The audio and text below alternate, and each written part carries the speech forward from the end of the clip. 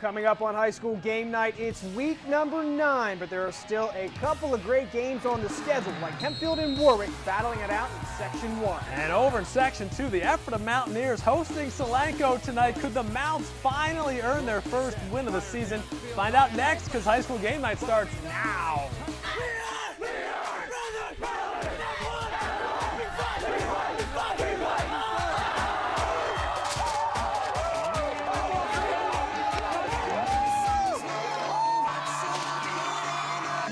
One, two, three. Ford makes the catch. Wow, look at that. Cody Kafer towing the sideline.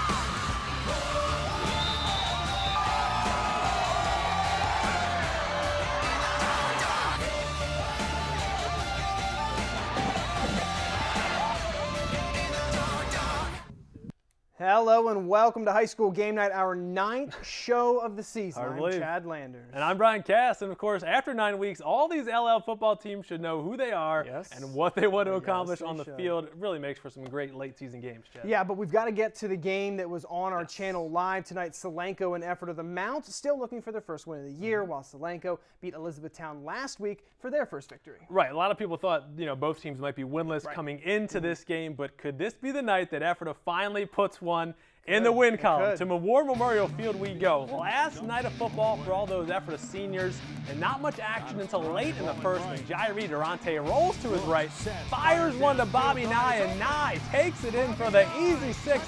Just like that, Ephrata's up 7-0, Chad.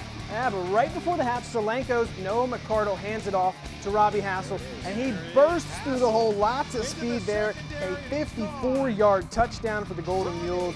And it's a 16-7 advantage for them at the break. Okay, but with the Mounts still trailing in the second half, here's Durante again, rolling to his right, looks familiar, but this time it's Josh Gaiman in the end zone with a sliding catch. TD makes it a 2-score game. Yeah, Brian, but Solanco would respond with a TD to put the game away after that. Mules win it 37-17.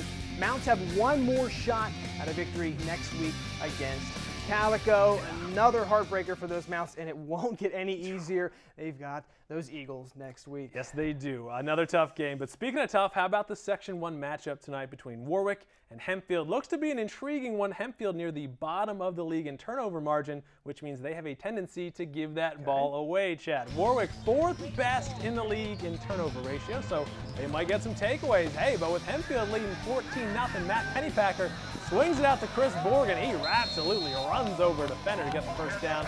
Keeps the drive alive. A couple plays later, it is Pennypacker again. Going deep down the middle. Austin Myers lays out, hauls it in. What a catch, but they will call him down at the 1-yard line. Leads to this. Tommy Garner from the Wildcat, their go-to goal line set. That mass of humanity up the middle. Refs will call him in.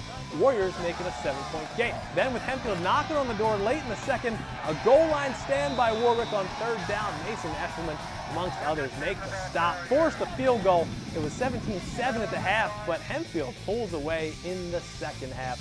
They take down the Warriors 36-7. We are just getting started. Next, we check in on the Section 2 powers, Manheim Central and Calico. Could they continue to steamroll the opposition? And meanwhile, the Garden Spot Spartans in a heck of a race to make the District 3 playoffs, a must-win game for them every single week. Find out if the dream is still alive. We are coming right back. High School Game Night is brought to you by JD's Pazzo Pizza in Ephrata.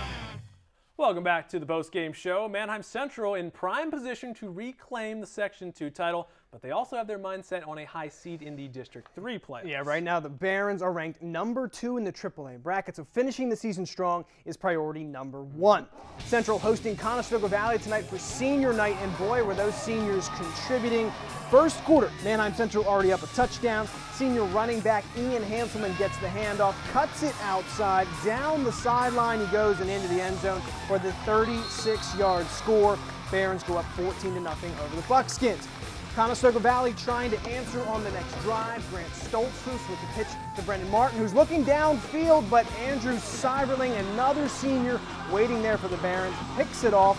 He'll return it to the CV 35-yard line, putting Manheim in good field possession. On the ensuing Barons drive, senior QB Colin Fry airing out the arm. He'll connect on a 10-yard pass with Dan Wiedereck, also a senior, and that puts Manheim Central up 21-0. They steamroll their way through the first half, putting up 56 points, and the scoring fest continues in the second half. Manheim Central dominates again, pummeling CV 77-0. Oh, those Barons looking like a well-oiled machine heading towards districts. All that experience paying off. But let's move on to another Section 2 power, Cocalico, where the storyline this week is the absence of star quarterback Jet Janis. He is on a college recruiting visit to Oregon University for track and field. So that leaves the QB job on this Friday night to sophomore Dante Haynes. Here is a look at Haynes. He and the Eagles on the road at Elizabethtown tonight. But no worries, he still has that explosive Eagles offense backing him up. First quarter, Haynes handed off to Spencer Moser, splits the E-Town defense. Cocalico would miss the extra point and go up 6-3. Second quarter now, Eagles driving again, and it's Moser again. Gets the pitch out wide, trucks an E-Town defender, and dives into the end zone. Cocalico leading the Bears 17-3 at that point. And then just before halftime, it is Haynes' turn to show off his arm. Drops back, throws it deep downfield. Mitch Deering all alone for the catch. That is a 51-yard touchdown for the Eagles. They go up 24-3. And the sophomore fills in nicely for Jet Janis. Eagles roll to another win, 33-15. Very impressive. Finally, on to the defending Section 3 champs, Garden Spot. It's been an up and down year for the Spartans, but they are clinging to hope that somehow they will sneak into the playoffs, currently sitting one spot out.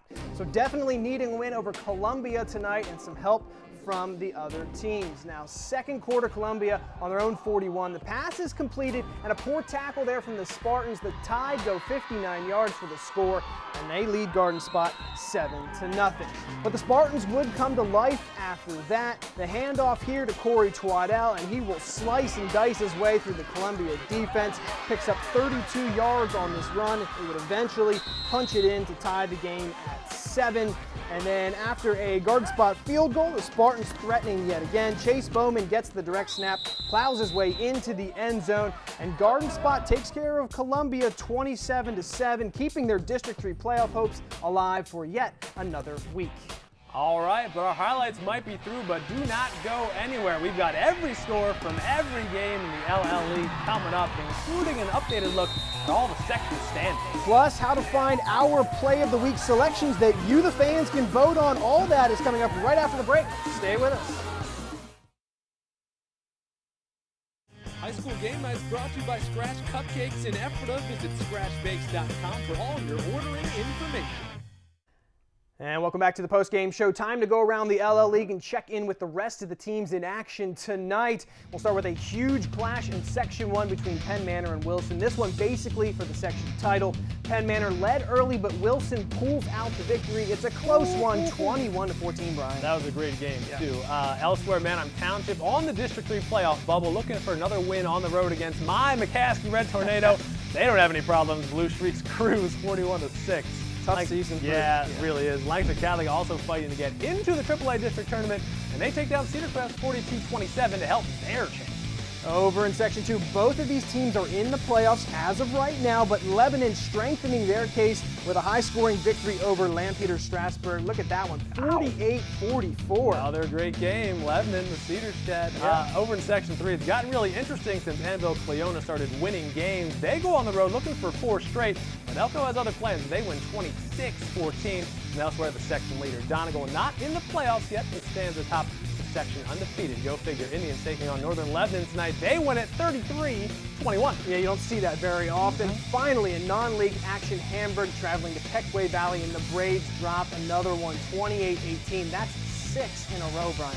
Wow. So with all those wins and losses, let's check out the standings in all 3 sections. In Section 1, Wilson secures another Section 1 championship with that win over Penn Manor. That is their 6th straight title. Penn Manor sitting in 2nd place, while Hempfield in 3rd after their win tonight against Warwick.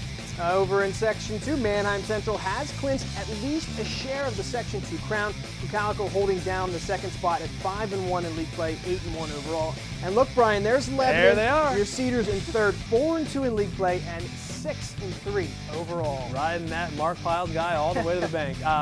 What a season for them. Anyway, in Section 3, Donegal has wrapped things up as well. Elko just behind them.